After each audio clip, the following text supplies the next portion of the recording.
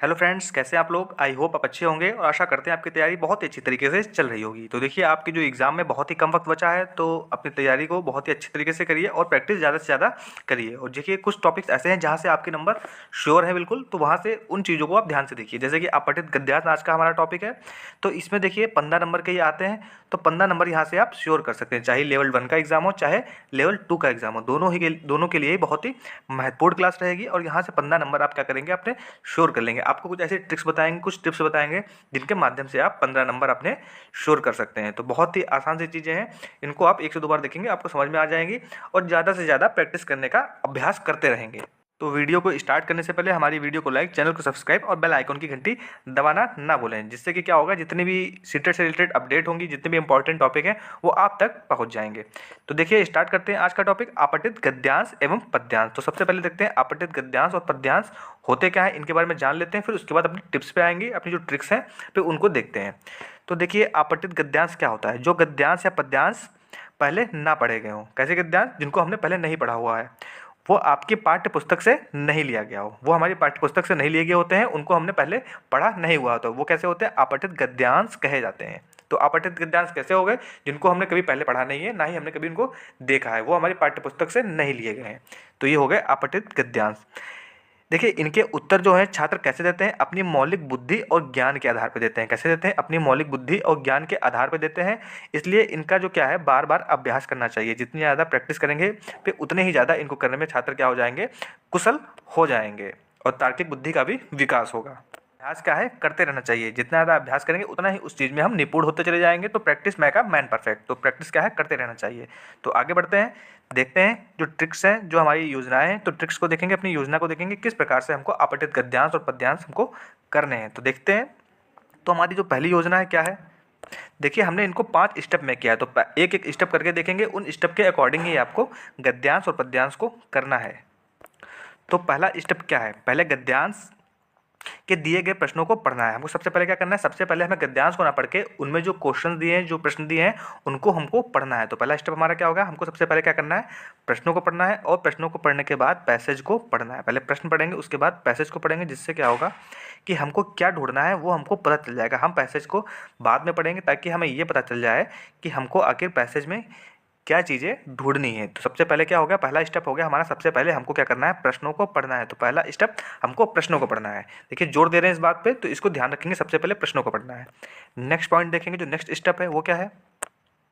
देखिए, next point क्या है, तो नेक्स्ट पॉइंट क्या हमारा है, नेक्स्ट पॉइंट है, देखिए जो हम प्रश्नों को पढ़ेंगे तो उन प्रश्नों में क्या होगा, हमको कुछ कीवर्ड मिलेंगे, कुछ हमको कीवर्ड मिल जाएंगे। तो उन कीवर्डों को क्या करेंगे, आप ध्यान रखेंगे और पैसेज में उनको देखते हुए चलेंगे। तो उन्हीं जो कीवर्ड है उनको गद्यांश में ढूंढकर अपने आंसर का क्या करेंगे, अंदाजा लगाएंगे। क्या करेंगे, अपने आंसर का हम अंदाजा लगा लेंगे। तो आगे भी जब हम पैसेज करेंगे, जो गद्यांश पद्यांश है उनको हम करेंगे, तो उनमें देखेंगे हम किस प्रकार से अंदाजा लगा के उनको आंसर को करेंगे, वो आंसर हमारे सही होंगे।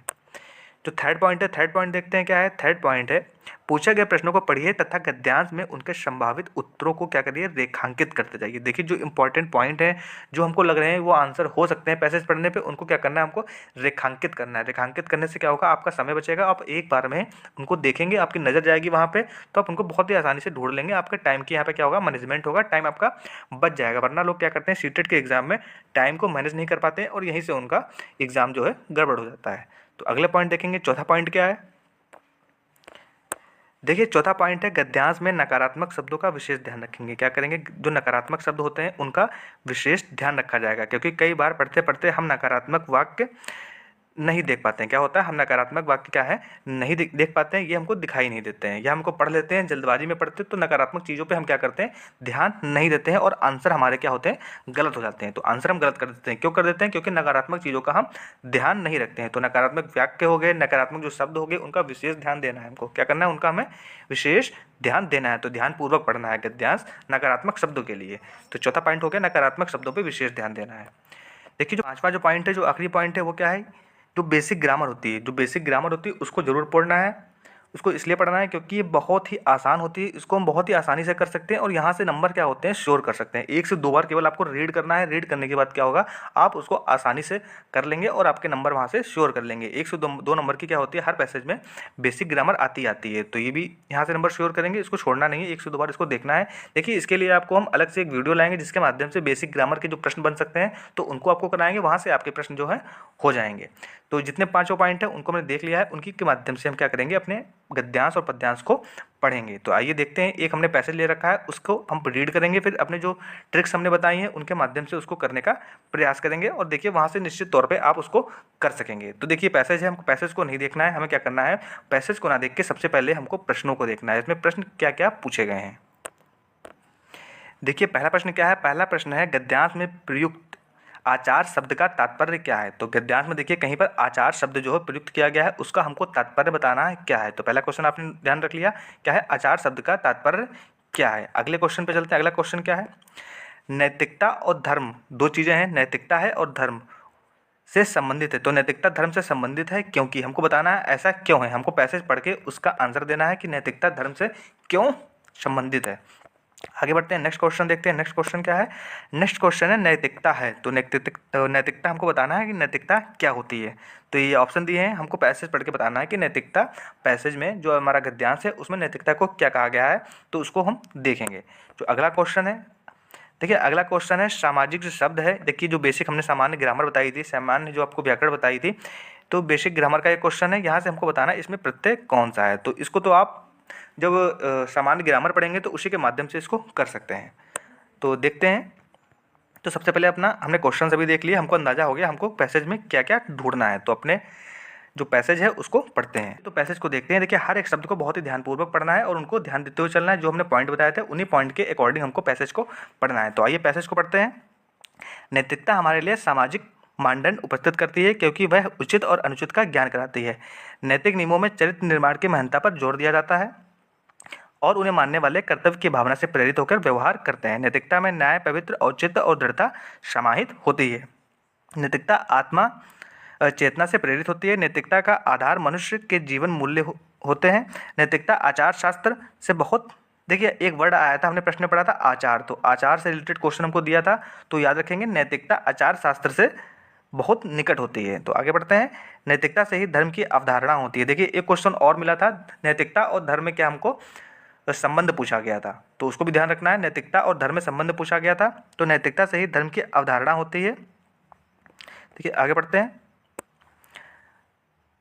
धर्म अक्सर नैतिक सिद्धांतों का समर्थन करता है। क्या करता है, नैतिक सिद्धांतों का धर्म अक्सर समर्थन करता है। आवश्यक नहीं है कि सभी प्रकार के नैतिक व्यवहारों की प्रकृति धार्मिक हो, कई नैतिकता धर्म निरपेक्ष भी होती हैं। तो हमने पैसेज को पढ़ लिया है, तो आइए अपने क्वेश्चन पे आते हैं। तो आइए तो देखते हैं, अपने प्रश्न में आते हैं। प्रश्न में देखते हैं आचार शब्द। आचार शब्द से हमने देखा था गद्यांश में प्रयुक्त आचार शब्द से क्या तात्पर्य है। तो आचार शब्द से क्या तात्पर्य था हमको देखना था। हमने पैसेज को पढ़ा तो हमको आचार शब्द का मतलब हल्का हल्का था समझ में, माइंड में हमारे आ गया। तो आचार क्या मनन था, नहीं था, क्या तर्क था, नहीं था, क्या चिंतन था, नहीं था। तो इन तीनों की बात नहीं की गई थी, वहाँ पे किसकी बात की गई थी, व्यवहार की। तो आचार शब्द का अर्थ क्या होता है, व्यवहार होता है। हमको केवल ये, हमको अगर इसका मतलब नहीं भी पता है तब भी हम केवल आइडिया के हिसाब से, जो हमने जिस तरीके से पढ़ते हैं, तो हम आइडिया लगा के आंसर इसका लगा सकते हैं कि इसका आंसर क्या होगा, व्यवहार होगा। तो पहले का आंसर क्या हो गया, ऑप्शन डी व्यवहार हो गया।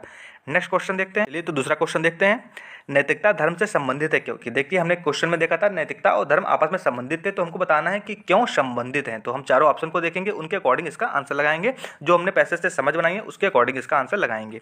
तो दोनों ही सामाजिक व्याख्याओं से संबंधित हैं क्या, दोनों की उपेक्षा से मनुष्य डरता है। तो देखिए तो कहीं से गलत बात हो गई, डरने की कोई बात ही नहीं की गई थी। नैतिकता और धर्म में अटूट रिश्ता होता है, लेकिन ये भी स्पष्ट रूप से नहीं कहा गया था।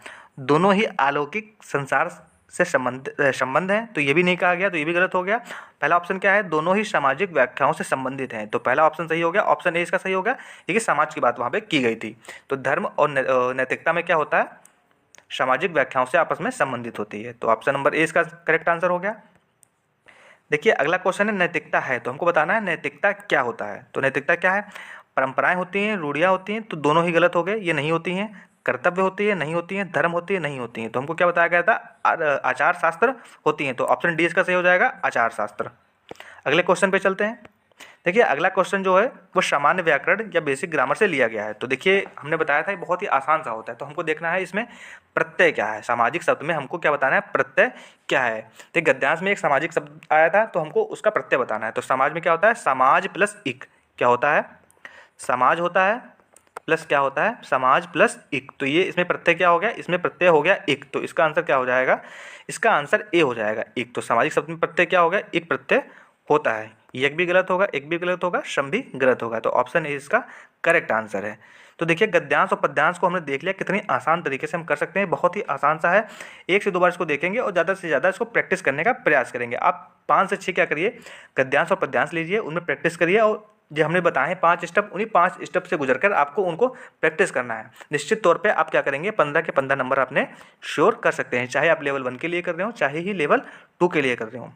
तो इसी के साथ अपनी क्लास को समाप्त करते हैं। तो हमारी वीडियो अगर आपके लिए हेल्पफुल रही हो तो हमारी वीडियो को लाइक, चैनल को सब्सक्राइब और बेल आइकन की घंटी दबाना ना भूलें।